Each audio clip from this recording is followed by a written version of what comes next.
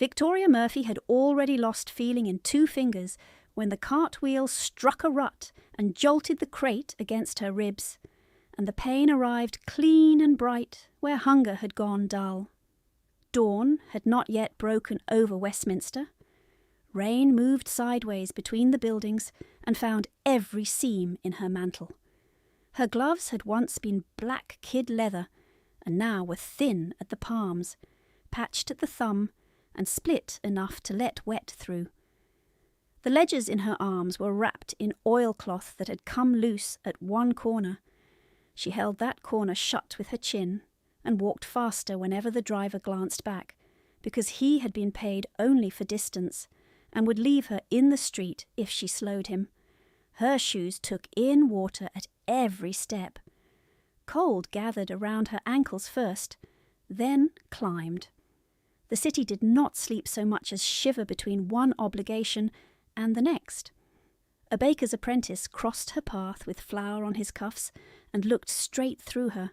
2 clerks, collars up against the rain, noticed the crate, and then her face, and then the brown mantle, and dismissed her in that order. A woman with a basket of eels stared at the red lines deepening in Victoria's palms and said nothing. The horse's breath steamed white in the dark. Iron rims scraped stone. Somewhere beyond the roofs, a bell gave one hard note, then silence, as if the morning itself had thought better of beginning. Victoria kept pace beside the axle, shoulders hunched against the wind, breath shallow to save warmth. She had eaten half a crust in the scullery doorway and folded the rest into her pocket for later, but the rain had already softened it into paste against the lining. Behind her, never close enough to help and never far enough to forget, the Murphy footman walked with an umbrella angled over his own hat. His boots were dry, his livery was dry, even the brass buttons were bright. He did not touch the cart. He did not touch the crate when it slipped and nearly tore from her grip. He cleared his throat whenever strangers drew near, then spoke in a carrying voice that had practised obedience as theatre. "You will return with the signed packet, or you will not return at all." The words landed on cobblestones and backs and turned heads. A fishmonger laughed once under his breath. A crossing sweep paused with his broom lifted and watched Victoria's face for a reaction she did not permit. She adjusted the weight of the ledgers and kept walking. Punishment in that house was never wild. It was measured, repeated, public enough to stain. By the time they reached the wider stretch near King Street, the skin at the base of her right thumb had split open under the crate's edge. She felt it only when rain found the cut. She shifted the load left, and the same thing happened there. Her forearms trembled in short, furious bursts she could not still. The driver spat into the gutter and asked no question about whether she could continue. The footman repeated the message once more for a pair of gentlemen stepping from a covered chaise. "You will return with the signed packet, or you will not return at all." One gentleman looked embarrassed for a breath. The other smiled as if he had been handed a private amusement. Victoria stared at the horse's flank and counted her steps in groups of 12, then started again, because counting gave the mind one narrow corridor and kept it from opening every locked door at once. She had learned that corridor young. Her father had taught her the shorthand first as a game and then as a discipline, each legal curl and mark paired to speed, each abbreviation a promise that memory could be trained to hold what power preferred to blur. He would dictate clauses while she copied and then ask for them back from her 2 days later, testing not merely ink but structure. The house had still been hers then. The fire had still burned in the library before breakfast. His cough had not yet deepened into the one that kept him upstairs. After his death, documents multiplied and rooms changed names and keys changed hands. Mrs. Murphy arrived with rosewater and a marriage settlement. Victoria remained Miss Murphy in parish record and in law, though in practice she ceased to be treated as the daughter of the house. She became useful at carrying trays, mending hems, and copying figures she was not permitted to question. She transcribed debt tables that touched her own dowry, and was told that gratitude required silence. She wrote until her wrist cramped, then scrubbed the ink from the table, then from her fingers, and rose before light to begin again. Her stepsisters wore her mother's silk in colours chosen to flatter their own hair. They said Victoria's face was too severe for yellow and too pale for blue, and therefore suited to brown. They said plain things should be plain. They said this without malice in the tone and with complete certainty in the content, which did more damage.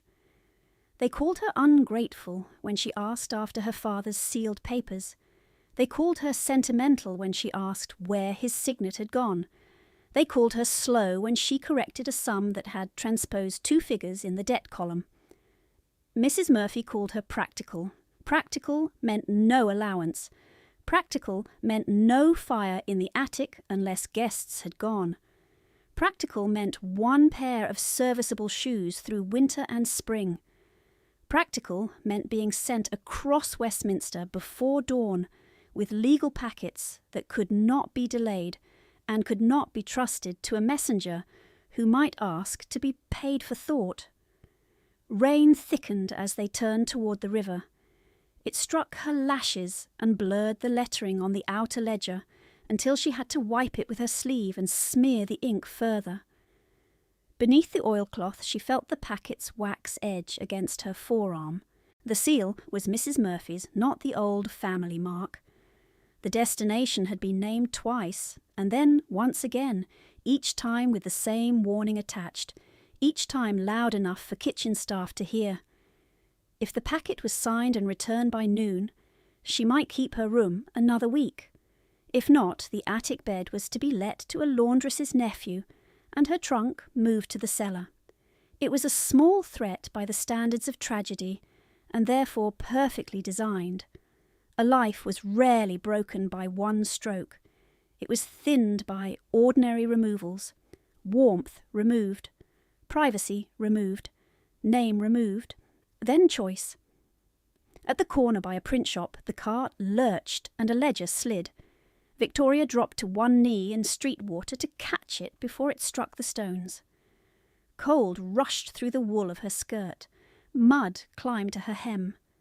The footman halted under his umbrella and watched her recover the book with both hands. His expression did not change. "Careful with those," he said.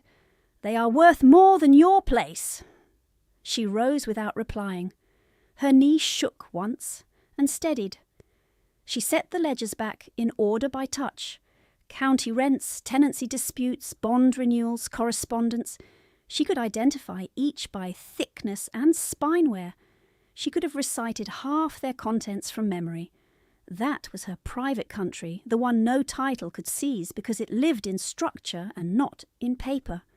She pressed the stack tight to her chest and resumed walking, though each breath now caught where the crate had struck bone. When the first true light came, it did not warm the street. It only made every hardship visible. The mantle showed its mended seams plainly. The glove stitches showed white. Her hair, dark and heavy with rain, clung to her throat and the line of her jaw. Her face looked narrower in daylight, her eyes larger from lack of sleep. The old bruise at her wrist turned yellow at the edges where cuff met skin. A coachman waiting outside a townhouse looked at her once, then at the footman behind, and understood enough of the arrangement to look away quickly. Victoria preferred that to pity. Pity invited conversation. Conversation consumed minutes she did not own. She checked the church clock at the end of the lane and recalculated pace, weight, and distance with the same economy she used for figures. If she cut across the small court behind the stationer, she could gain 3 minutes. If she slipped there, she would lose 10, and maybe the packet. She took the court. The stones were slick with algae where the sun never reached. Twice she caught herself on the wall, fingers scraping mortar. Once the driver cursed and nearly tipped the barrow when the wheel caught in a drain grate. She set the crate down to free it, pushing with both hands while the horse tossed its head and stamped. Her shoulders burned. The skin between glove and sleeve felt flayed by wet wool. The footman, dry beneath his umbrella still, repeated the sentence for no audience now except the narrow walls and her own pulse. "You will return with the signed packet, or you will not return at all." It echoed once. She did not grant him the satisfaction of flinching. She had already understood, long before this morning, that in Mrs. Murphy's household exile was never announced as cruelty. It was filed as necessity. They emerged at last into the broader avenue leading toward Parliament, and the towers stood dark against a sky the colour of pewter. Cabs converged. Messengers ran. Clerks with portfolios hurried under capes, shoes polished, faces composed for rooms where signatures altered the fate of men they would never meet.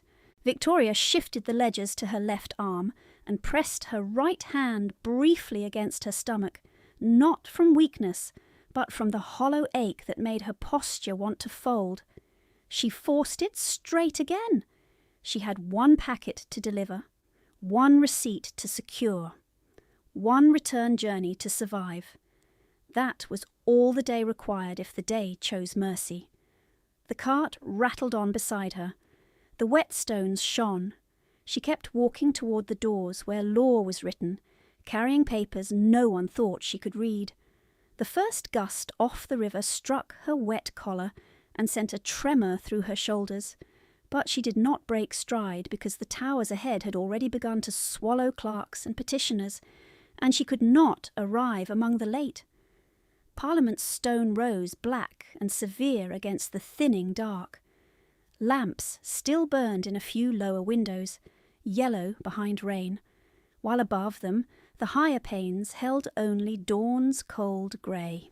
The cart driver clicked his tongue at the horse and veered toward the service lane where porters unloaded document chests.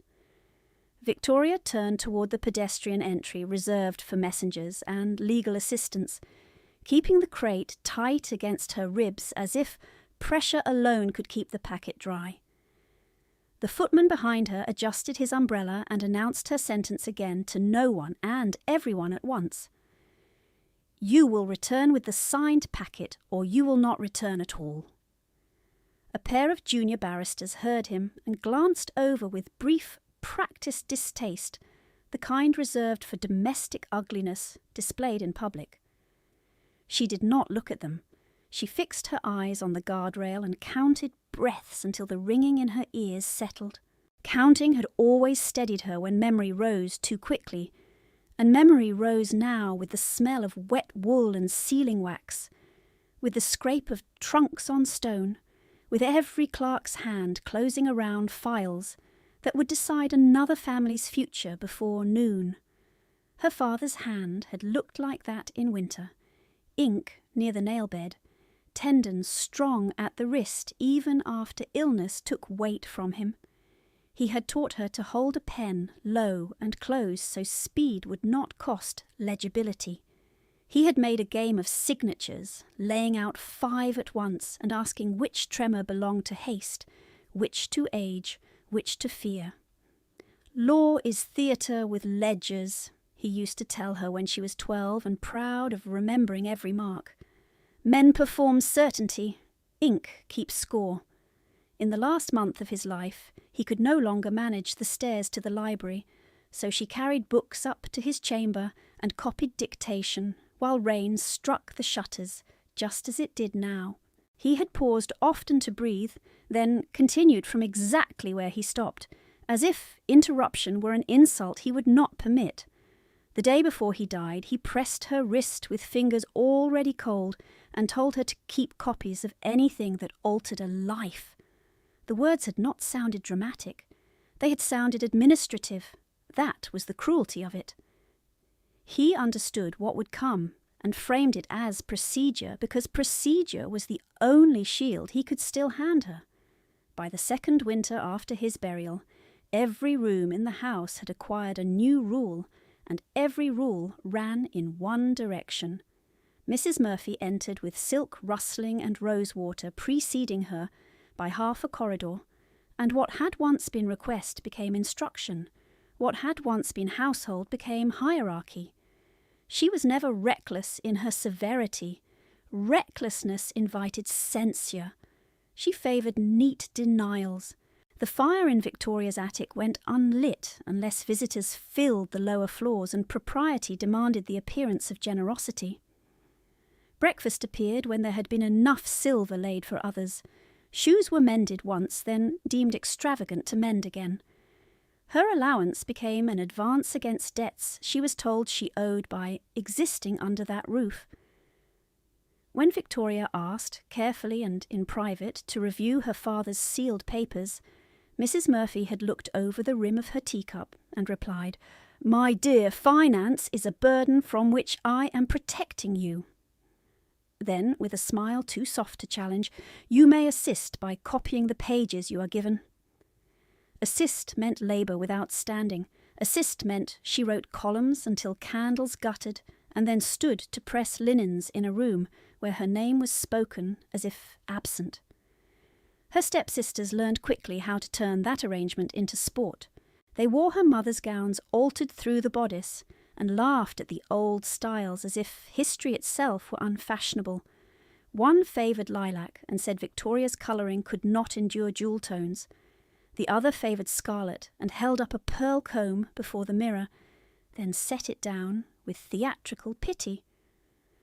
"Plain girls are fortunate," she said once, not cruel in volume, only precise. "They are spared expectation."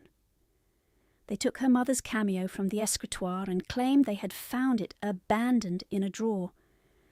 They took the box of French gloves that had been wrapped in tissue since the mourning year and distributed the pairs among friends. They took the morning room where Victoria used to read with her father and turned it into a music room no one practised in. Not one theft was large enough to name before witnesses. That was the design. A chair moved, a key reassigned. A portrait re-hung to a corridor wall where no fire reached. Loss by inches. On the day the steward brought debt ledgers for copying, Mrs. Murphy stood behind Victoria's chair and tapped a line with her fan. "You will transcribe exactly. Do not annotate." The figure beside Victoria's dowry line had been altered. She saw the thicker downstroke, the second nib impression, where a 5 had replaced a 3. She kept her face still and copied what was there. Then she copied the unaltered sum in shorthand on scrap and hid it inside the hem of an old mantle. She began doing that whenever numbers shifted. A curl for date, a slash for witness, a dot for seals present, 2 dots for seals missing. No one noticed. No one thought the household drudge had reason to build a private archive. The queue at the side entry stalled when a porter dropped a chest and papers burst from it like startled birds. And while men cursed and bent to gather pages, Victoria stood in rain with water running from her cuffs and felt the entire house press against her ribs harder than the crate did. Hunger sharpened memory. Cold did the same. She remembered the first night Mrs. Murphy locked the pantry after supper and told cook that waste would not be tolerated. She remembered learning which grocer on Tothill Street left bruised apples unsold at dusk and would, if approached politely, turn away for the length of one breath. She remembered stitching her own petticoat by candle end because maid's work had become unworthy of maid wages once Victoria's labour could be had without coin.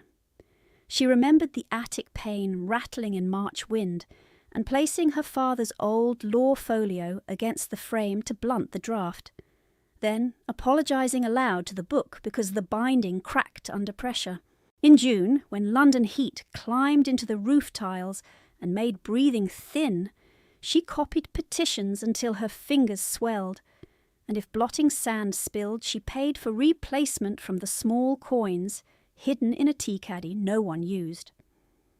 In November, when frost filmed the inside of her wash basin, she broke ice with a spoon and laughed once at the absurdity of keeping household accounts while unable to feel her own knuckles.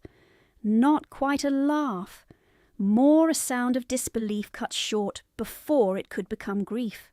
She had wept only twice, in 3 years, each time alone, each time briefly, wiping her face at once, because tears left evidence, and evidence was a currency she could not spend. Mrs. Murphy preferred humiliation as spectacle and correction as whisper.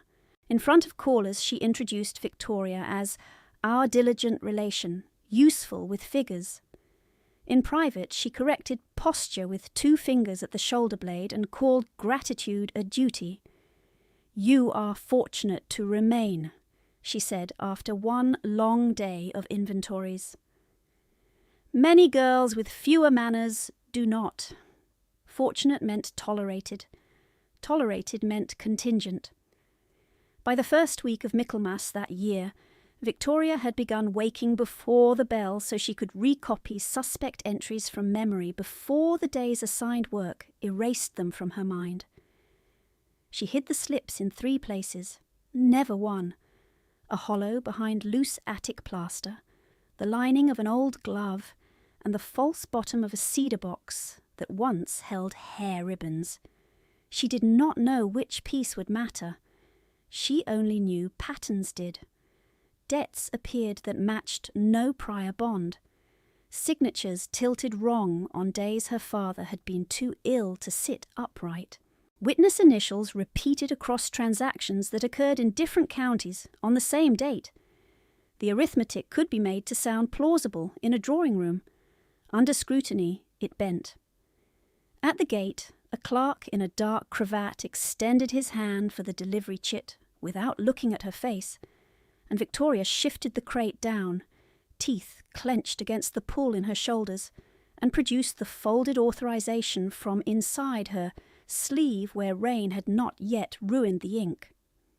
He scanned it, frowned at the blurred signature, and held it closer to the lamp bracket.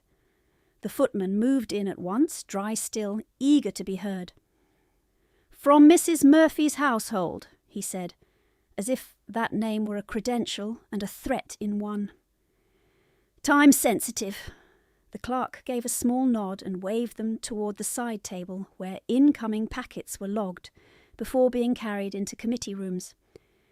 Victoria crossed the threshold stone and felt grit under her sole where leather had worn thin. Inside, the corridor smelled of damp coats, lamp oil, and hot metal from the grates. Men moved quickly, speaking in clipped fragments about motions, amendments, attendance. No one stopped for her. That anonymity, in that moment, was a shelter. She set the crate on the table and unwrapped the oilcloth corner with fingers that no longer obeyed cleanly. Beneath county rents and tenancy disputes lay the sealed packet Mrs. Murphy had pressed into her hand before dawn, heavy with wax, addressed to a peer whose name carried weight in every room that mattered. Victoria laid it on the blotter and signed the receipt line in the neat legal hand her father had insisted upon, each letter upright despite the tremor in her wrist. The clerk sanded the ink, shook the page, and reached for the next bundle. "Wait there for return instructions," he said, already turning away. She stepped back to the wall beneath a narrow window where rain ticked the glass, and tried to flex warmth into her fingers without drawing attention. The footman remained near the door, watching her with the bored vigilance of a man sent to ensure compliance rather than success. She could feel his expectation like a draft at her spine. Return with a signature or lose the room. Return with proof or lose the bed, the trunk, the last legal pretense that she belonged anywhere. She pressed her thumb against the inside seam of her mantle where one shorthand slip lay hidden and felt the paper edge answer. It was still there. Her father's voice moved through her memory with unnerving clarity, as if spoken in this corridor rather than years ago, in a shuttered room. Keep copies of anything that alters a life. She lifted her head when bells began to ring for session, one measured stroke after another, and held herself upright as peers' carriages rattled into the courtyard outside, carrying men who would debate empires, while a young woman in a wet brown mantle waited against stone to learn whether she would be permitted a roof for one more night. The final bell stroke was still trembling in the corridor stone when a carriage wheel screamed in the courtyard, and a body struck cobbles hard enough to silence the men nearest the door. Sound rushed back a breath later in fragments, a groom swearing, a guard calling for space, one sharp cry from a woman under the arch, boots hitting wet ground. Victoria pushed off the wall before she knew she had moved. The clerk at the table swore under his breath as two ledgers slid and slapped open into rain blown through the doorway. The Murphy footman caught her sleeve and hissed, "You will wait for the signed return." She pulled free. The logged house packet remained on the intake table beneath the clerk's hand, held there pending return signature. Only her receipt sheet was with her. Outside, the morning had turned brighter without becoming warm, and the wet stones shone like black glass around a young gentleman in morning coat and narrow shoulders lying twisted beside a carriage step. His hat had rolled to the gutter. One glove was half off. No one knelt. Two peers stood near enough to touch him and argued over whether to send for a surgeon from the Commons side or from Whitehall. A porter repeated, "Do not move him!" to everyone and no one while doing nothing with his own hands. Victoria dropped the crate where she stood. The impact jolted her split palms open again. She was already on her knees when another figure slammed into her shoulder from behind, forcing a folded note against her bodice with wet fingers and sealing wax grit. A house messenger in Murphy livery, hat askew from running, spoke straight into her ear, as if delivering a market list. "From Mrs. Murphy. Immediate." Then, louder so the men around could hear and remember, "Fail her and your attic room is let by nightfall." He was gone again before she could answer, swallowed by capes and umbrellas. The note edge cut the skin beneath her glove seam as she shoved it inside her sleeve without breaking the wax. The young gentleman's lashes were beaded with rain. His lips had gone the colour of paper left too long in sun. She touched his throat. Faint pulse. Irregular. She leaned close enough to feel for breath at his mouth and found almost none.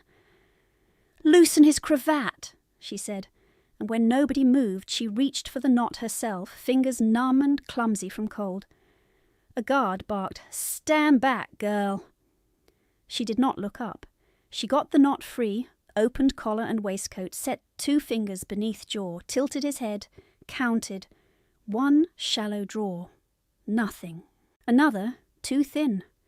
Her own pulse hammered in her wrists, and she used it anyway, counting his pauses against hers because rhythm was still a kind of structure, and structure could hold panic at bay. "He is not taking air," she said. "Lift his shoulders, not his neck." A porter finally obeyed, awkward and frightened, raising him an inch. Carriage horses tossed and stamped, iron striking sparks from wet stone. The rain thickened again, needling down her collar, running through her hair, turning her mantle twice its weight.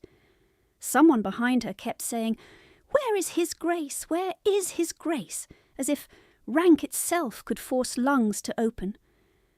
Victoria pressed the heel of her hand gently at the centre of the young man's chest, then again, watching his face, listening for the hitch that might become breath. "Come back," she whispered, not prayer, not command, merely instruction offered to a body that had forgotten its work. He coughed once, a raw, startled sound. Air shuddered into him, and out again in a broken pull. Relief struck so hard it made her vision blur at the edges. She wiped rain from his mouth with the cleanest corner of her cuff, rolled him slightly when the next cough came, and kept counting. Around them the courtyard had become a ring of witnesses, pretending they had always intended to help. The Murphy footman appeared at the edge of that ring, face pinched with outrage rather than concern. "Miss Murphy," he called, pitch high with alarm for consequences, "your return packet!" She turned her head at last, water streaming off her lashes. "Let it drown," she said, voice flat from concentration, and the words shocked him into silence. A church clock 2 streets away struck the quarter while she measured the young gentleman's breaths, each one uneven but present. By the time the 4th stroke faded, a physician's runner had been dispatched, 3 contradictory orders had been shouted, and the note in her sleeve seemed to burn against her skin like a coal she could not drop. Men parted at the side entrance in a motion so abrupt it resembled fear, and the Duke of Ravenscar came down the steps at a run, coat unbuttoned, hat bare in rain, dark hair plastered at the temple where an old scar cut a pale line through skin that looked carved rather than living. No one in the courtyard spoke his name first. They did not need to. Everyone knew him by the way space conceded before he asked. He crossed the distance in long, furious strides, boots striking water from the stones, and dropped to one knee opposite Victoria, without greeting, without hesitation, one gloved hand already on his ward's shoulder. His eyes were storm grey and very clear. "Move," he said. She shook her head once. "If he is moved now, he may seize again." He looked at her then, fully, as if only that refusal had made her visible. Rain ran from his jaw to his cravat. "Who are you?" The question cracked like a whip over the noise. "No one of use, Your Grace," she answered, and then, because the young man's breath hitched and she needed truth more than prudence, "the only person here counting his breaths." His gaze dropped to her hands, split knuckles, blood diluted pink by rain, the old yellowing bruise at her wrist where glove ended, then to the drenched bundle near her knee where Mrs. Murphy's note and her own receipt sheet had slid half free. Ink had feathered, but not vanished. He saw the shorthand margin marks in one glance and did not pretend not to see. "Name?" "Victoria Murphy." Recognition did not cross his face, calculation did. "Again," he said to the ward, voice lower now, directed at the young man's half-conscious stare. "Take air." The ward obeyed with a ragged inhale that turned to coughing. Ravenscar steadied him, large hand firm and oddly gentle between shoulder blades. "Good." He did not look away from Victoria. "What did you do?" Opened his collar, kept his airway clear, waited through the pause. He gave one short nod, as if confirming figures he had already solved. Around them peers and clerks stared openly. 2 members of the Lords stood under one umbrella like schoolboys in a storm, astonishment plain in their faces. The Duke ignored all of them. "Carriage!" he snapped over his shoulder. "Now!" A groom leapt. Another servant brought a greatcoat. Ravenscar did not take it. He shifted his ward carefully, testing balance, then looked back to Victoria. "With us!" The command landed heavier than the rain. She rose halfway, then stopped. Mrs. Murphy's note pressed against her skin. The footman at the crowd's edge had recovered his voice and his role. "Miss Murphy is required to return immediately with signed papers." He addressed the Duke, but kept his eyes on Victoria, as if reminding her that households punished privately what public streets merely witnessed. Ravenscar's head turned a fraction toward the footman. That was enough. The man fell silent. "You are shaking," the Duke said to Victoria. Not unkind, not soft, simply exact. She had not noticed until then.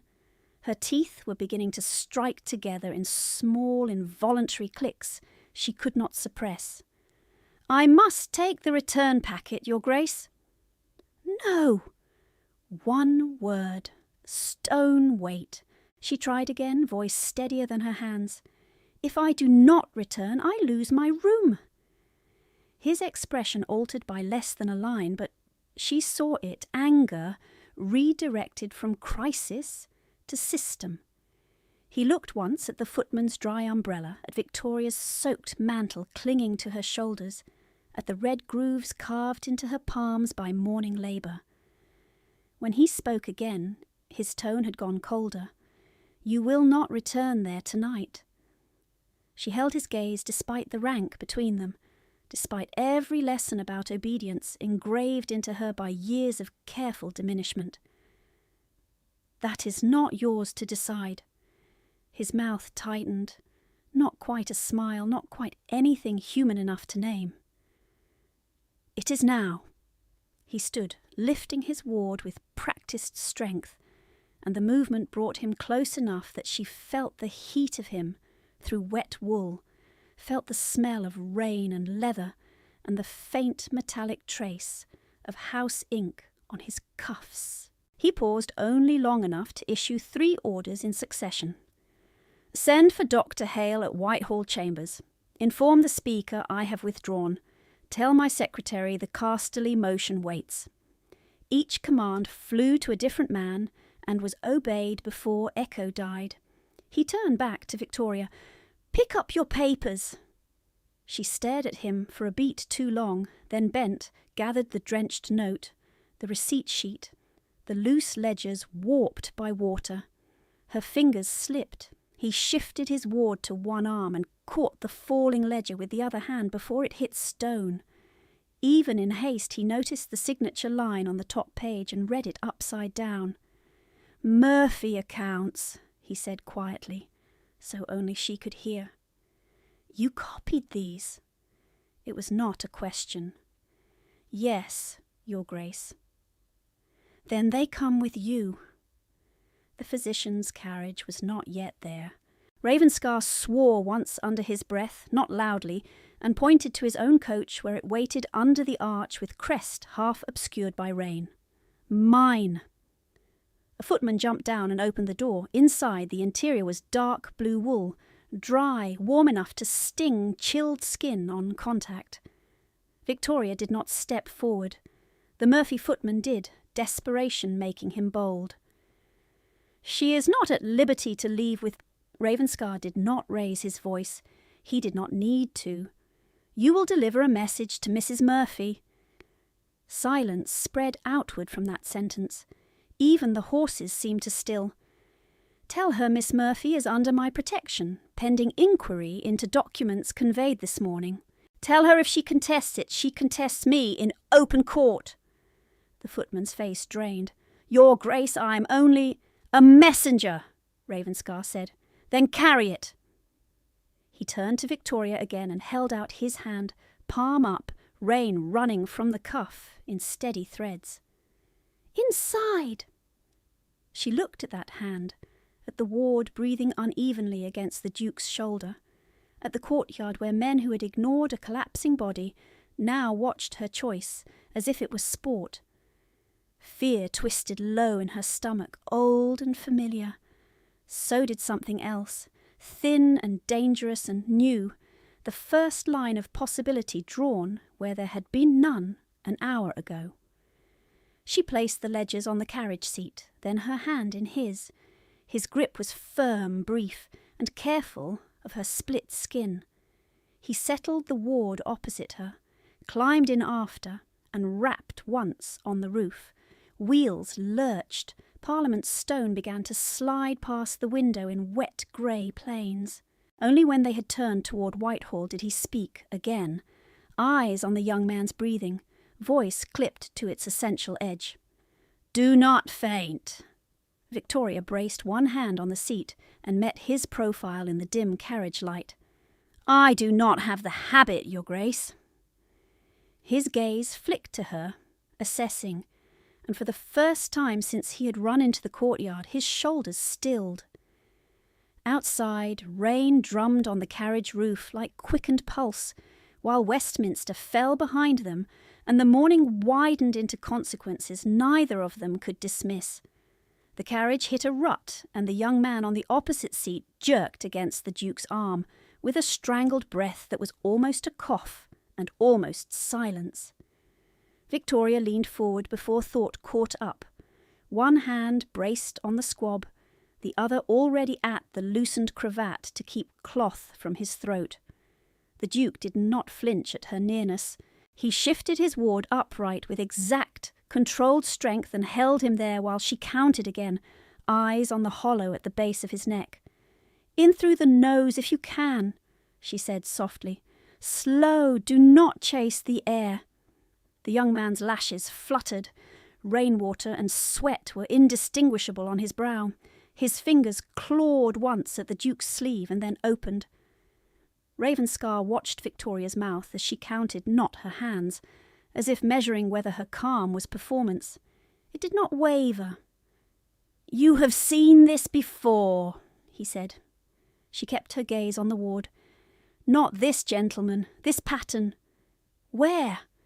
"In sick rooms where men were laced and lectured when they required space." His eyes sharpened at that. "Name!" She understood him at once. Name the ailment, name the danger, name the margin for error. "Constriction followed by panic," she said. "If he is forced flat, he will fight for breath and lose it." The Duke rapped the roof once with his cane head. The coach slowed and then surged as the driver cut hard around slower traffic. Whitehall's stone fronts slid past the window in grey streaks. Victoria's wet skirts clung to her knees. Her fingers had begun to ache as warmth returned in cruel pins. She ignored it and kept counting. By the time the carriage turned into a narrow mews behind the physician's rooms, the young man had found a ragged rhythm, not steady, but present. Ravenscar was out first, boots splashing through gutter water, Ward in his arms again before the groom had fully lowered the step. Victoria gathered the warped ledgers, the receipt sheet, and the soaked note still sealed in her sleeve. She nearly dropped the top volume when her split palm slipped on wet leather. A large hand closed over it before it fell. "Leave those," the Duke said. "They are evidence," she answered. He held her eyes for a beat, then gave one curt nod. "Then keep up." Doctor. Hale's chambers occupied the first floor of a narrow brick house that smelled of vinegar, coal smoke, and boiled linen. A maid stared at the sight of a Duke carrying a half-conscious ward through her employer's door, and did not move until Ravenscar said, "Now!" Then she flew, calling for hot water, dry blankets, the doctor, anyone with hands. They laid the young man on a treatment couch in the front surgery. Shelves of glass jars lined the wall. Instruments gleamed on a tray under lamplight. Dr. Hale came in, tying his cuff strings, hair unpowdered, expression hard with the irritation of a man dragged from ordered work into crisis. He took one look at Ravenscar and swallowed whatever rebuke had risen. "Your Grace." "Later," Ravenscar said. "Airway, episodes of constriction. He recovered briefly." "Doctor." Hale bent to examine the ward, fingers light and quick. "Who managed him in the yard?" Ravenscar did not look away from the boy. "Miss Murphy." The physician's gaze shifted to Victoria then, taking in the soaked mantle, the mud at her hem, the bloodied glove seams. Surprise crossed his face and was gone. "You kept him on his side when he coughed and loosened the neckcloth." "Yes." He grunted approval. "Good. You likely spared him a longer fit." Praise landed strangely after years without it. Victoria felt it and set it aside. Dr. Hale began issuing instructions. Ravenscar obeyed none but did not interfere. He stood at the head of the couch, one hand on the carved wood rail, still as a carved figure on a tomb, except for the pulse in his throat. When the worst of the spasm had passed and the ward's breathing settled into uneven but workable draws, Dr. Hale straightened. He must remain warm and undisturbed. No crowded rooms for several days, no tight collars, no debate chambers, no galleries, no scenes. Ravenscar's mouth hardened. He was not meant to be in the chamber. Yet he was, Dr. Hale said dryly. A knock sounded, urgent and controlled. A liveried messenger waited at the door with a sealed dispatch in parliamentary red. He bowed to the Duke, eyes flicking to the couch and away. "From the Lords, Your Grace, immediate return requested." Ravenscar took the dispatch, broke the seal with his thumb, read and folded it once. His face changed by almost nothing. The room cooled anyway. "You will reply," he said to the messenger. "I have withdrawn for family medical emergency. The Casterly division proceeds without my voice." The messenger hesitated. "They request your personal statement, Your Grace." Ravenscar looked at him, then, not loudly, not theatrically. "Do you require the words again?" The messenger blanched. "No, Your Grace." He retreated. Victoria turned away to give them privacy and busied her hands with what could be done. She wrung water from the edge of her mantle into a basin. She laid the ledgers flat near, not on, the stove so pages might dry without curling beyond use. She separated sheets with scraps of blotter paper she found on a side desk. Numbers bled if left pressed. She could not permit that. She felt rather than saw Ravenscar's attention shift to her work. Dr. Hale noticed it too. "Miss Murphy, your own hands require tending." "They may wait." "They are open to the weather." "They may still wait." The physician exhaled once through his nose, then handed her a small bottle and lint. "At least clean them before they foul my room." She accepted with a quiet nod and did as ordered, quick and efficient, hissing once when spirits hit raw skin. She wrapped the worst split at her thumb with linen and retied her glove over it. The ward stirred. His eyes opened to a thin slit. Fear arrived before recognition. He pushed weakly at the blanket and tried to sit too fast. Breath hitched again. Victoria was there first, palm hovering but not pinning. "Do not fight it. You are safe." His gaze darted from her to the unfamiliar room, then landed on Ravenscar at the bedhead and steadied by degrees. "I could not—" He swallowed air. "I could not get it in."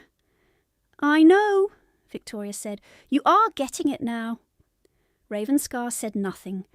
His hand tightened on the rail until the knuckles paled. Dr. Hale prepared a mild draught and passed it over.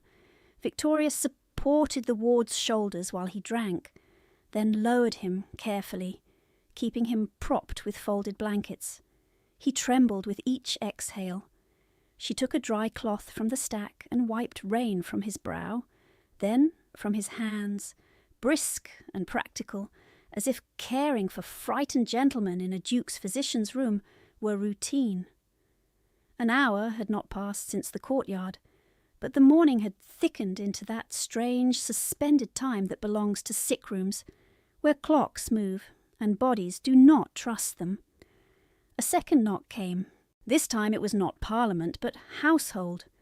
Mr. Lennox, Ravenscar's secretary, entered with a writing case under his arm and alarm under his composure. He stopped short at the sight before him.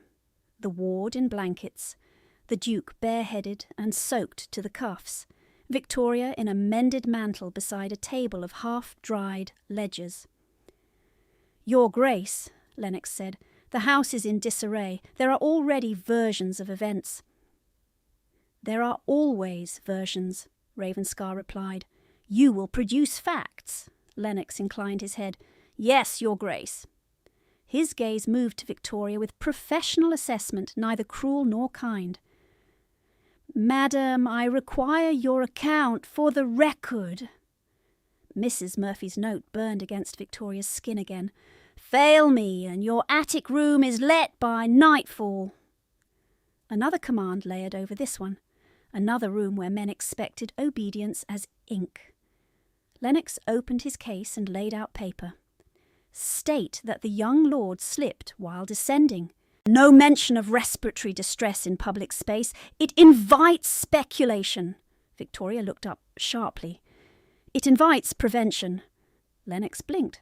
Madam, if men know tight cravats and crowding trigger these episodes, they stop forcing both at once. This is not a medical pamphlet. It is a social matter. It is his throat, the secretary's jaw set. It is also his name. Before she could answer, Ravenscar spoke, voice low and cutting. Mr. Lennox, the secretary straightened.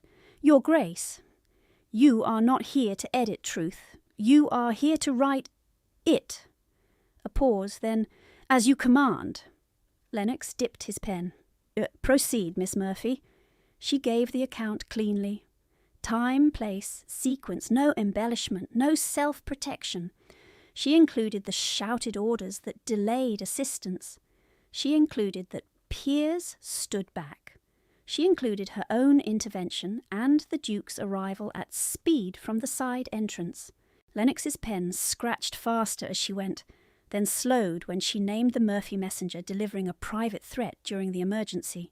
He looked up. Do you wish that entered formally? Ravenscar answered before she could. It is entered? Victoria held his gaze then, and saw not temper but method. He was building a chain of record while she spoke, each link fixed, each witnessed. When the statement was complete, Lennox sprinkled sand and blew lightly. Sign, please. She took the pen in her bandaged hand. Her fingers shook once, then settled. She signed Victoria Murphy in the same upright legal hand she had used in Parliament, each letter exact, despite pain. Lennox folded the page. I shall deliver this to Chambers.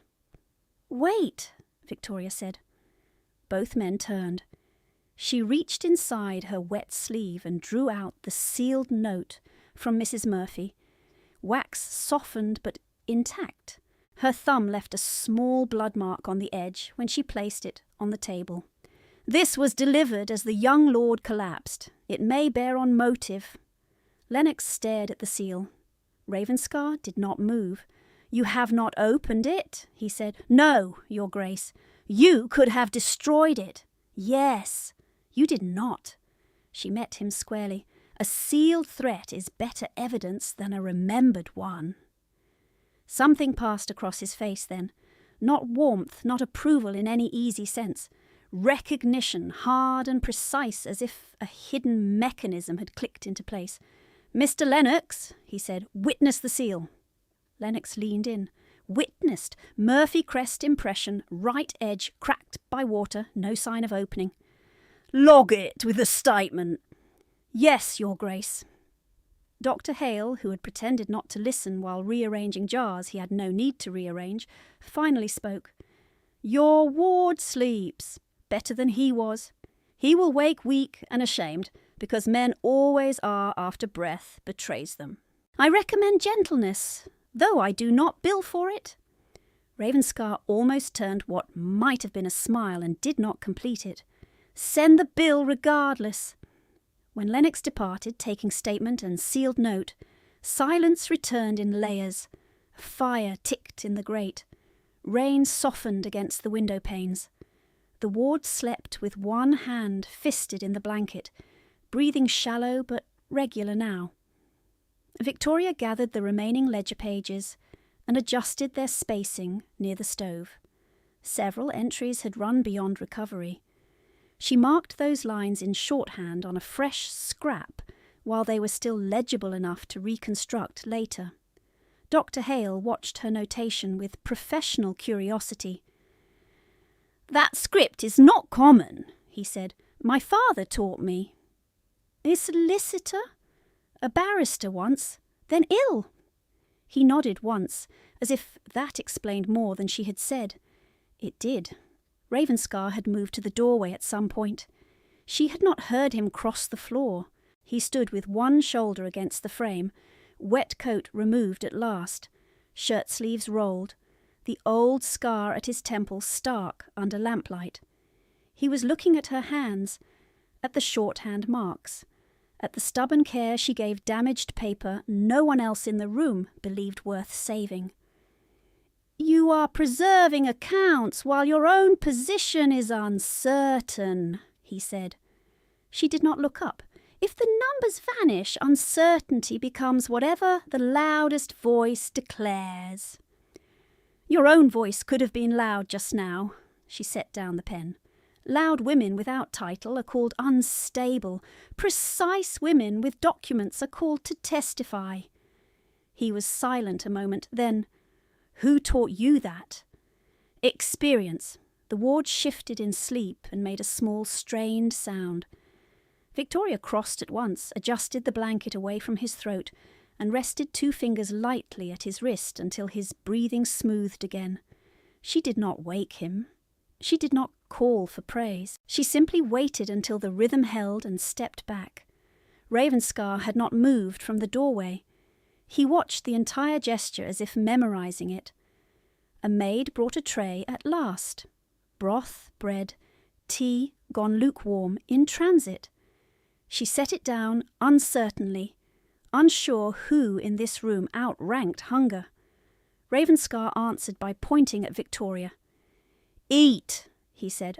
"I am not your ward, Your Grace." "No, you are the woman who kept him breathing and then signed evidence against your own shelter. Eat." The command carried no softness. It carried fact. Her stomach cramped at the smell of broth. She hated that it showed. She took the bowl with both hands to hide the tremor and drank slowly so it would stay down. Across from her, Ravenscar took the untouched second bowl and set it beside the physician with a brief nod of thanks that startled Dr. Hale more than any coin might have. Then he crossed to the narrow writing desk, pulled a blank sheet toward him, and began drafting orders in a hand as controlled as his voice. Victoria finished half the broth and set the bowl down. Heat spread through her fingers. Pain sharpened again where numbness had been. Outside, carriage wheels hissed over wet stone. Inside, the ward slept. The physician pretended to inventory bottles. The Duke wrote. When Ravenscar had sanded the final page, he rose and came to stand before her chair. He held out the top sheet. "This authorizes temporary access to my correspondence office and records room at Ravenscar House," he said. "You will assist Mr. Lennox in indexing the Murphy ledgers against estate filings and trust disbursements." She looked from the paper to his face. "Temporary. Until inquiry concludes." "And if inquiry concludes against your expectation?" His gaze didn't shift. "Then I amend expectation." That answer was pure command and pure promise both. It unsettled her more than shouting would have. She took the paper. The Duke's seal was still warm where wax had set. "Why me?" she asked quietly. Ravenscar's eyes went briefly to the sleeping ward, then back to her bandaged hands. "Because when every man in a titled courtyard chose spectacle, you chose work." He paused. "And because you do not lie when lying would be easier." The room held still around that sentence. At length she folded the authorization and placed it inside the driest inner pocket of her mantle, beside the shorthand scraps she had protected for years. "Very well, Your Grace." Very well is not acceptance. She lifted her chin, pale face steady despite fatigue. "It is the only acceptance I offer before reading terms." A flicker crossed his mouth, not quite a smile. This time he let it remain for one breath longer. "Then read them at Ravenscar House." He stepped aside so she could see the couch. The ward slept on, breathing unbroken now, one hand no longer clenched. Victoria rose and crossed the room to check him once more, because duty did not end where drama did. She eased the collar looser by a finger's width, set a folded cloth to support his neck, and wrote the breathing intervals on a card for Dr. Hale's nurse to follow through the day. She added one final line in clear hand beneath the figures. Do not bind the throat. Do not lay him flat during distress. Count first, then act. When she set the card down, she realized Ravenscar had come close behind and read every word over her shoulder without announcement. He said nothing. He only took the card, turned it once in his fingers as if testing its weight, and handed it back with grave care. "Keep writing exactly like that," he said. "For him, for the record, for me." This time her answer came without hesitation. "Yes, Your Grace." The word left her mouth and settled between them like a signed instrument, plain and binding. Ravenscar did not answer at once.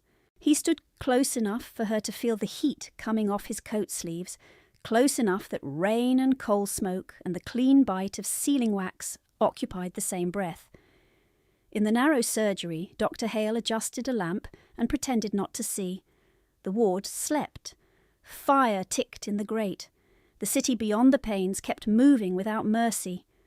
Ravenscar reached past her, not touching, and moved the breathing card 2 inches farther from a spill of spirits on the table. It was a small motion, careful to the point of reverence. "You will keep that hand," he said, glancing at her bandage. "Do not tear the linen before we reach the house." She looked down at her fingers as if they belonged to someone else. "It is already torn, Your Grace." "Then we mend it again." His voice held no tenderness. It held decision.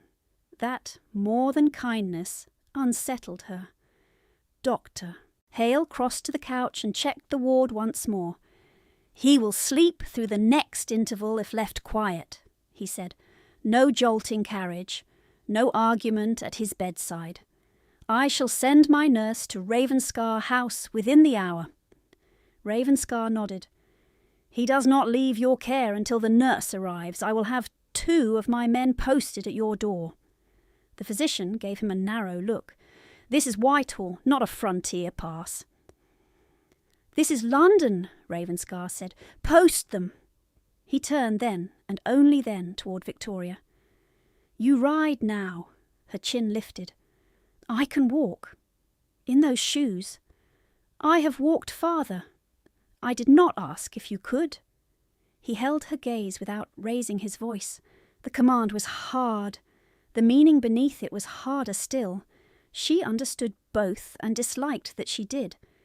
By the time the surgery clock marked 11, the rain had thinned to a steady silver curtain, and the noise from the street had changed from morning urgency to noon impatience.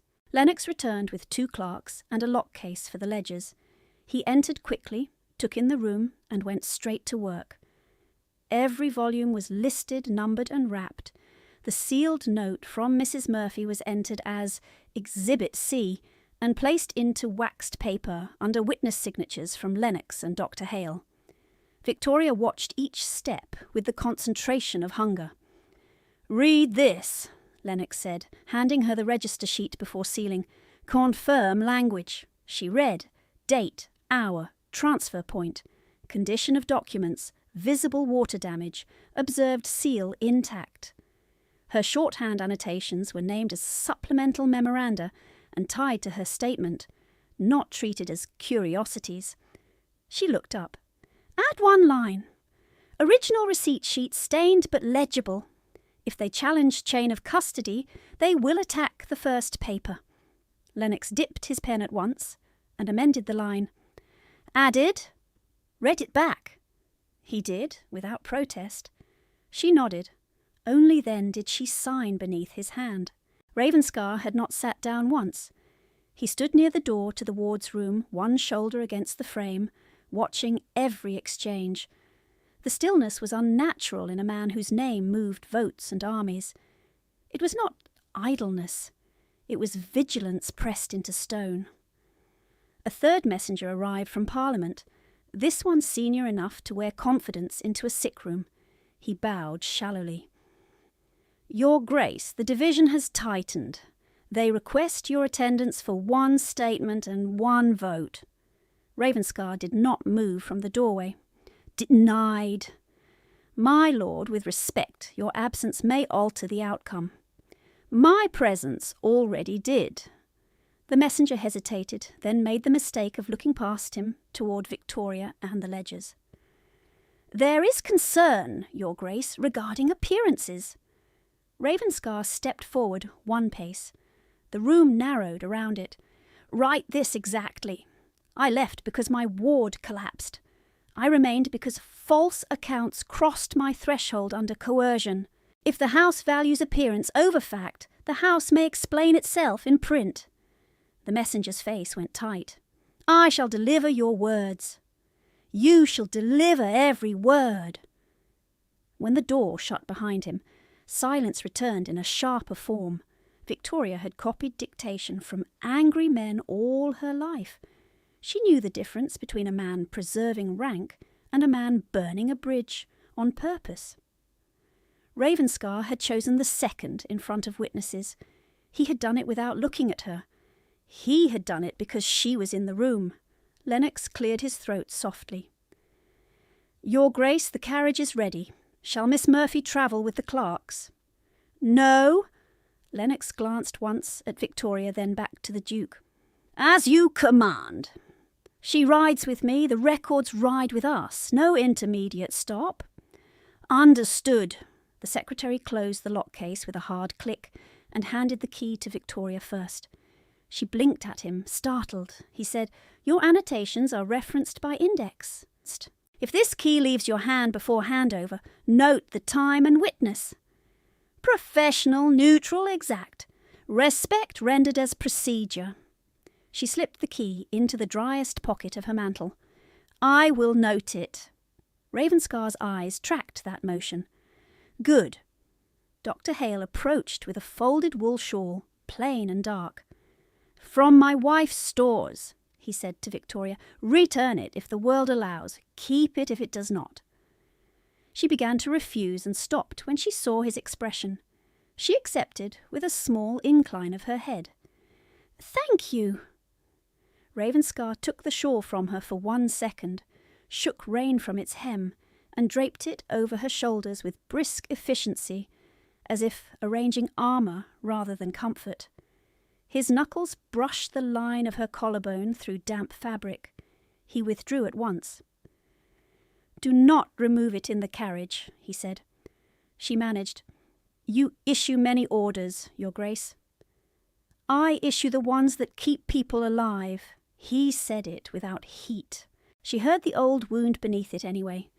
They moved through the narrow hall in a compact line. Lennox with the lock case, 1 clerk ahead to clear the stair, Victoria behind Ravenscar, Dr. Hale at her other side until the front door. Outside, the street smelled of wet horse and iron and soot. 2 Ravenscar guards stood at the physician's gate already, broad men in plain dark coats. They stepped aside as the Duke emerged, then closed behind him like a hinged gate. At the carriage step she paused, 1 hand on the rail, breath catching not from fear this time, but from the sheer force of change. Morning had sent her to Parliament as expendable labour. Noon placed her in a Duke's carriage with evidence that could strip a household to its beams. Ravenscar saw the pause. Say it! She turned her head. If I enter this carriage, there is no return to what was. There was no return when you opened his collar in that yard. His eyes held hers, storm grey and unwavering. Choose with full knowledge. She did. She stepped up. Inside the carriage was warmer than before. The upholstery dried. A fresh blanket folded on the opposite seat. Lennox passed in the lock case. Victoria set it beside her and kept 1 hand on it. Ravenscar entered last and shut the door himself. When the coach lurched into motion, he did not take the far seat. He sat opposite but forward, forearms on his knees, body angled as if ready to move at any jolt. For several streets neither spoke. Wheels hissed through shallow water. Harness bells gave short, irregular notes. Victoria watched Whitehall slide into broader avenues and felt the ache in her palms pulse with each turn. Ravenscar broke the silence first. I knew your hand before I knew your face." She looked up sharply.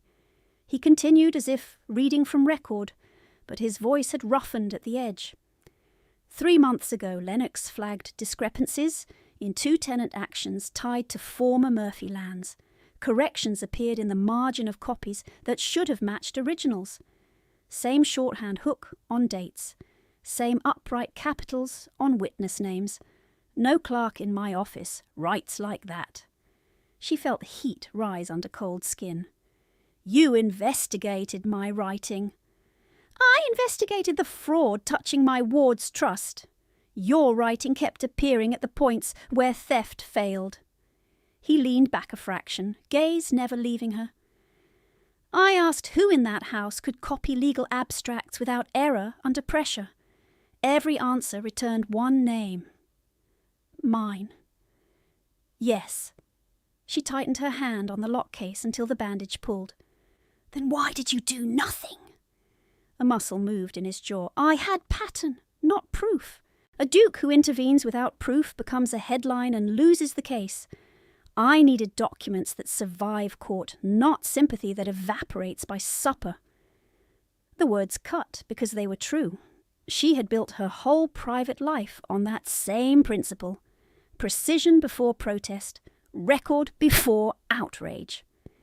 It did not make the waiting hurt less. He saw that too. "You are permitted to hate the delay." "I do not hate it," she swallowed. "I hate that delay was necessary." His mouth twitched. Not quite a smile. "On that, Miss Murphy, we agree." The carriage slowed for a crossing of heavy wagons. Voices filtered in through the panels, then faded as they rolled on. Ravenscar's gaze dropped to her gloves. "Remove them!" She stiffened. "No." "Your bandage is bleeding through." She glanced down. A small red bloom had indeed spread at the thumb seam. She had not felt it reopen. "It can wait." "No." He held out his hand. "Gloves?"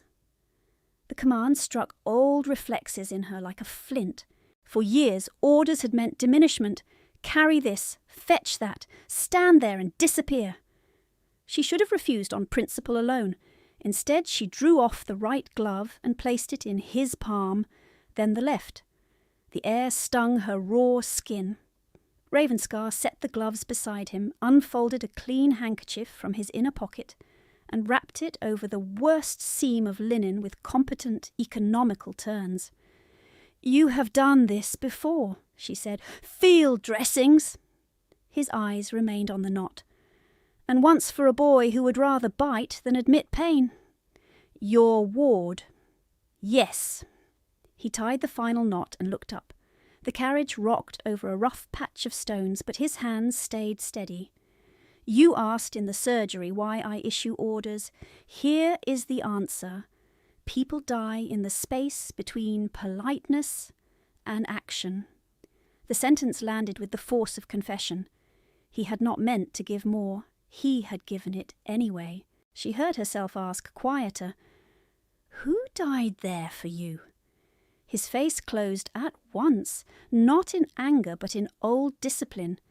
He looked out the window as Ravenscar House gates came into view through rain. For a long count, he said nothing. She thought he would leave the question unanswered. Then, still looking away, he replied, "My brother, in a corridor full of gentlemen who discussed propriety while he bled into carpet." The carriage seemed to tilt, though the road was level. She did not reach for him. She did not offer soft words that would insult the wound by being small. She said only, "I am sorry." He turned back. "Do not be sorry. Be exact." The gates opened. Gravel changed the carriage rhythm from hiss to crunch. Liveried staff waited beneath the portico, already assembled by Lennox's advance orders. Ravenscar did not rise when the carriage stopped. He stayed seated, watching her with that unnerving, immovable concentration, as if leaving first would expose a flank. "Listen carefully," he said. She straightened. "In this house, no instruction reaches you through servants, guests, or relatives. only through Lennox or me, in writing when possible. You are not to meet Mrs. Murphy alone. You are not to surrender copies, keys, or notes to anyone without witness. If any person touches your papers, you speak the word record, and my staff will stop the room. She held his gaze. You have a word for that. I have needed one. His expression did not change, but the knuckles of his right hand were white against his knee. Final order. You will sleep tonight without bargaining for your bed. Her throat tightened unexpectedly. She forced it clear. That is not an order I know how to obey. Then learn! A footman opened the carriage door. Cold air entered with the smell of wet stone and cedar. Ravenscar finally stood and stepped down, then turned and offered his hand up to her, as he had in the Parliament yard. This time there was no crowd, no shouted commands, no gawking peers. Only rain and guards, and the quiet machinery of a great house shifting to admit one more life. She placed her hand in his. His grip closed firm and brief, careful of the bandage he had tied himself. At the top of the steps, he did not release her at once. He looked toward the line of servants and spoke so all of them could hear, each word cut clean. Miss Victoria Murphy is under my protection and in my employ from this hour. Her authority over the Murphy ledgers is equal to Mr. Lennox's authority. Any challenge to her person or papers is a challenge to me. No one moved. No one questioned. Heads bowed in sequence, not to her face but to the statement's force. Only then did he let her hand go. Inside, the entrance hall blazed with firelight and smelled faintly of beeswax and old books. Her wet shoes left dark marks on marble. A maid approached with towels and stopped short, uncertain whether to address the drudge in a mended mantle or the woman just named before witnesses. Victoria felt the old instinct to step aside, make herself narrow, take the least space. Ravenscar answered for her.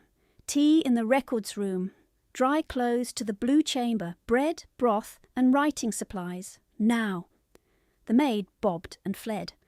He turned back to Victoria, and for one unguarded second the iron in his face gave way to something bare and human, grief held in place by will. Do not thank me, he said. Work! She drew one slow breath, tasted smoke and rain, and the first real safety she had known in years, and lifted the lock-case key between two bandaged fingers like a vow. Yes, Your Grace. Yes, Your Grace. The key bit into her bandaged palm as she followed Lennox down the long corridor to the records room, where the air smelled of dust, lamp oil, and drying paper. A coal fire had been lit in haste. Two clerks stood, ready with fresh blotters and weighted boards.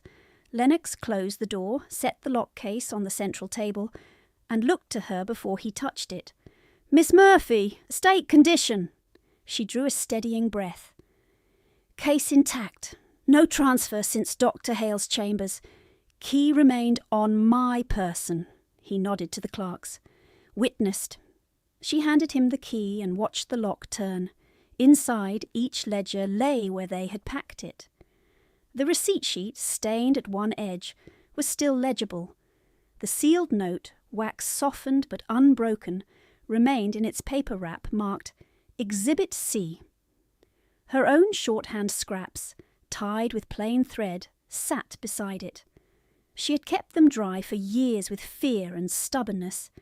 Now they lay under house lights, where nothing could vanish quietly. By early afternoon, rain had thinned to mist beyond the leaded panes, and the table had become a map of theft. Lennox cross-indexed dates. Victoria read signatures. The clerks pulled corresponding trust filings from Ravenscar archives. Patterns she had seen alone in attic candlelight now stood in columns that any court could follow. A 5 altered from a 3. Witness initials duplicated in 2 counties on one day. Her father's name, written with a flourish he had never used after illness, stiffened his hand. The forged sheet surfaced near the bottom of the second ledger bundle, and she felt her throat close for one hard beat when she saw it. Lennox read her face. "This one!" "Yes." He held it beneath the lamp. "Stroke pressure changes mid-surname. Different nib." "Also the terminal loop," she said. "My father did not close it after 1821. One clerk looked up, startled. "You can date by pen habit." Victoria did not look at him. "If the hand raised me, yes." A knock came at the door. Ravenscar entered without escort, coat changed, hair still damp at the temple scar. He crossed straight to the table. "Report!" Lennox handed him a prepared sheet. "Parliament has acknowledged your written statement. The intake office has issued sealed confirmation that the morning packet was duly signed and logged under your emergency filing authority. Miss Murphy's compelled return signature demand is formally discharged." The division proceeded. "Your words were entered in full. Dr. Hale's nurse has arrived. Your ward is resting at the physician's house and will be moved at dusk under instruction. The magistrate's office has reviewed the preliminary abstract and sent an officer to await formal complaint." Ravenscar's gaze moved to Exhibit C. "On that." "Unopened, witnessed twice," Lennox said. Ravenscar looked to Victoria. "You will open it now." She broke the softened seal with careful fingers. The paper inside crackled damply. Mrs. Murphy's hand was unmistakable, elegant and sharp. "Deliver the signed packet by noon. Fail me, and your room is surrendered tonight. Speak of household matters outside this house, and I will see you charged with theft of legal instruments." The room held still as she finished reading aloud. Lennox extended his hand. "If you permit, I will log exact wording." She passed him the page. "Log it." Ravenscar's voice stayed level. "Send for Mr. Ashcombe. Send for the magistrate's officer in from the hall, and send a carriage to Murphy House with 2 witnesses. Miss Murphy's trunk, cedar box, and any personal papers are to be retrieved untouched." Lennox was already writing. "At once, Your Grace." Victoria looked up sharply. "The slips in the attic wall." Ravenscar met her eyes. "Describe location." "North eave, loose plaster, behind the washstand, wrapped in muslin." He repeated it to Lennox without turning. "Add it." That was the first time anyone had treated her hidden life as evidence rather than disobedience. Her hands shook after, not from cold. Mrs. Murphy arrived before the retrieval carriage returned. She came in silver-grey silk with rosewater preceding her, both stepsisters behind her in hard, bright colours, all 3 faces arranged for injury. They were shown into the drawing-room where Victoria had once stood to be corrected before callers. Now the chairs had been set in a formal arc. Ravenscar stood by the hearth. Lennox kept the evidence folios at the side table. Mr. Ashcombe, the Duke's solicitor, had ink on his cuff and no patience in his expression. A magistrate's officer waited near the door, hat in hand, neutral as stone.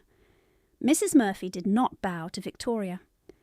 "Your Grace, I demand the return of my husband's relation and my household books. This display is grotesque." Ravenscar's tone could have cut glass. "Your household books are now legal exhibits. Miss Murphy is in my employ." One stepsister laughed softly. "In her wet shoes and servant's mantle?" Victoria heard the old sting and felt it fail to land. She sat where Lennox indicated and folded her bandaged hands in plain sight. Ashcombe began reading figures aloud, not quickly, not dramatically, date by date, transfer by transfer. Trust disbursements diverted through shell tenancy accounts. Dowry line altered. Interest misapplied. By the time he reached the forged signature sheet, Mrs. Murphy had stopped interrupting. "That is a copy," she said at last. "Copies prove nothing." Victoria spoke before fear could return. Then compare with the receipt sheet from Parliament intake and the witness log from Dr. Hale's chambers. Chain is intact. Ashcombe laid out the receipt sheet, the log, and Exhibit C side by side. And compare this threat note, delivered during a medical emergency, to establish coercive intent.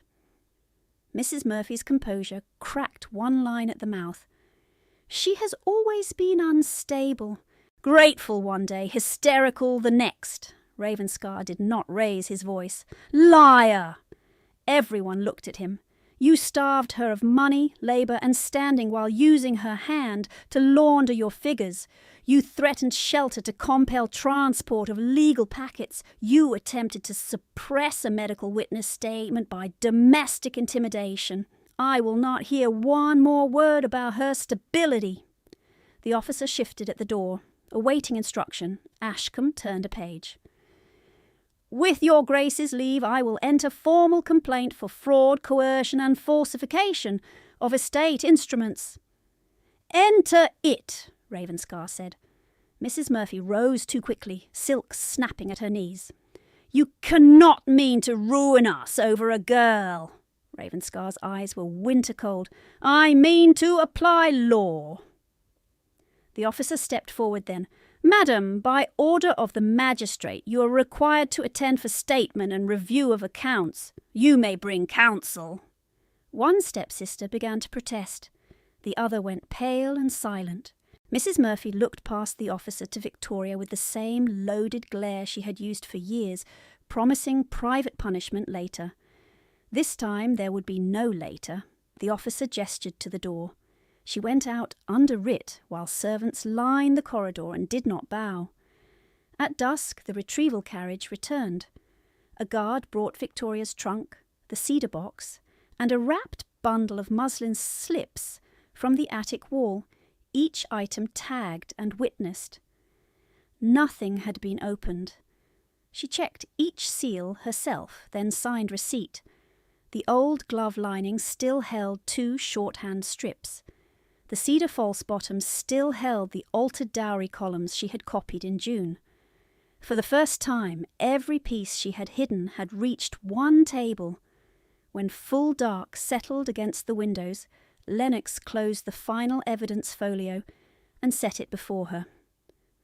All collected materials are logged, originals secured in Ravenscar vault, copies to magistrate at first light, parliamentary acknowledgement filed, signed, packet disposition confirmed and closed.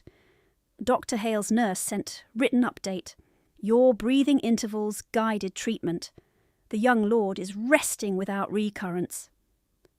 Victoria read the line twice before she let herself exhale. Ravenscar dismissed the room with a glance. Clerks withdrew.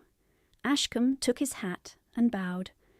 Lennox paused at the threshold, looked once from the Duke to Victoria, and said with deliberate formality, Miss Murphy, your memoranda prevented 3 procedural failures today. I should have recognised your hand sooner. Then he left and closed the door. Only firelight moved. Ravenscar stood beside the hearth, motionless for a long count. When he spoke, his voice was quieter than she had ever heard it. Liar! You are not plain, and you were never powerless. Her throat tightened.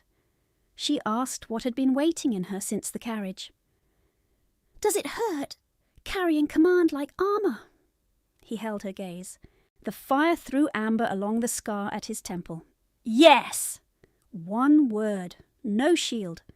She stepped nearer, close enough to see fatigue at the edges of his control. Then we set terms before either of us mistakes gratitude for obedience. His head inclined once. State them. My inheritance is restored to my sole control, administered transparently. Done. I keep paid legal work in your correspondence office by contract, not favour. Done. I hold formal guardianship authority in medical and educational decisions for your ward when you are absent because breath does not wait for rank. A pause, then. Done. She drew a breath that shook only at the end. And if you court me, you do so in daylight by name, with no bargain tied to shelter. His answer came without hesitation. I will court you openly, by name, without condition. The clock in the hall marked the hour. Outside, the rain had finally stopped. A light knock sounded, and Hale's nurse entered with the young lord at her side, wrapped in a dark blanket, face pale but steady. He looked from Ravenscar to Victoria and gave a small, embarrassed bow.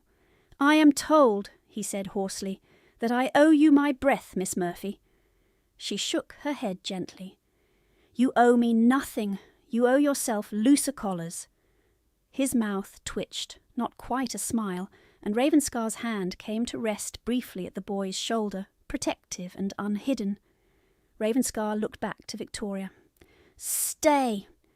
This time she answered in full, with every ledger closed, every threat logged, every room accounted for. I will stay, Your Grace, on the terms we spoke. Then welcome home, Miss Murphy. And when the door closed behind the nurse and the boy and the house settled around them at last, the silence was no longer punishment but peace,